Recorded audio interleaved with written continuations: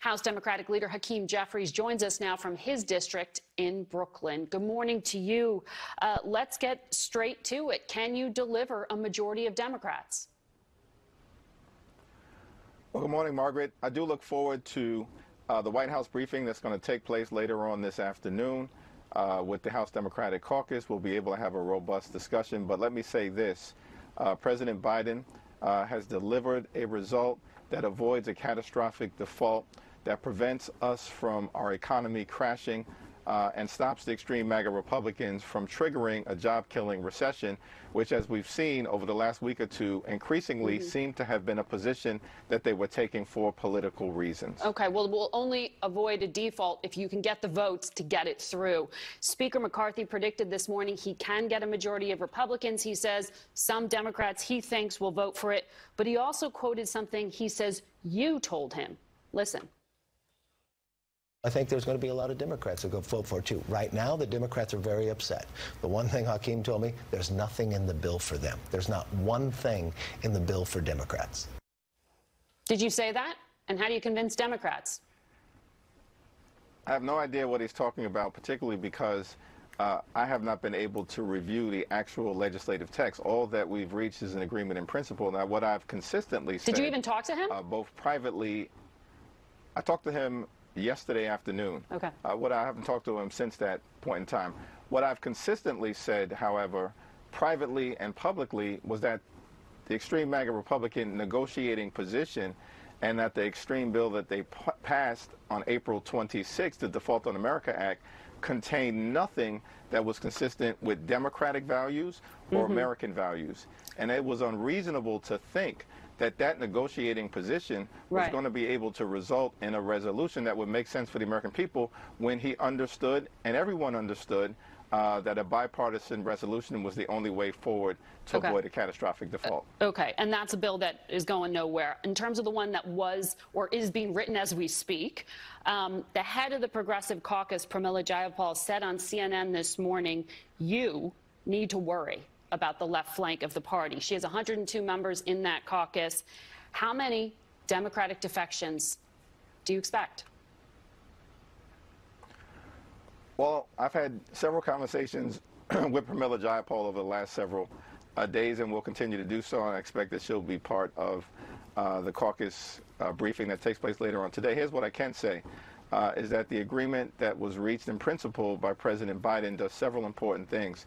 In addition to avoiding a devastating default that would hurt everyday Americans, it protects Social Security, it protects Medicare, it protects Medicaid, it protects veterans, it protects the American people. She's concerned about environmental spending cuts, policy changes, and food stamps. It protects the hold on, I'll get to that. It protects the American people from the types of devastating spending cuts that were proposed by Republicans in their Default on America Act. Those are incredibly significant steps forward. Now, in terms of the permitting issue, I haven't had the opportunity, nor have any of us had the opportunity, to review what the proposed language may ultimately be in terms of the permitting situation. In terms of SNAP, as I understand it, and again, we'll have the opportunity to review that language in a few hours when it is released, but as I understand it, it will actually result in an expansion of eligibility for people like veterans and the homeless because of changes made to exemptions as a result of what will be in this agreement in terms of the original 1996 law that was passed. Well, according to the White House, it's going to relax work requirements for veterans and homeless people, but it still pushes up the age to 54 from 49.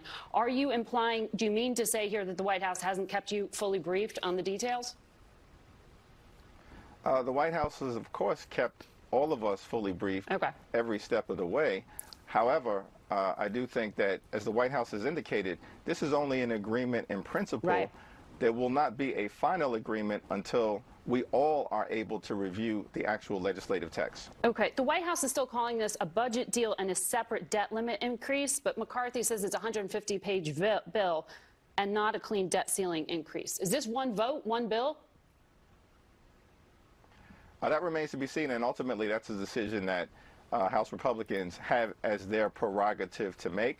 Yeah. I do hope and expect to see a significant number of House Republicans voting for this agreement. It's my understanding that they are committed to producing at least 150 votes, if not more.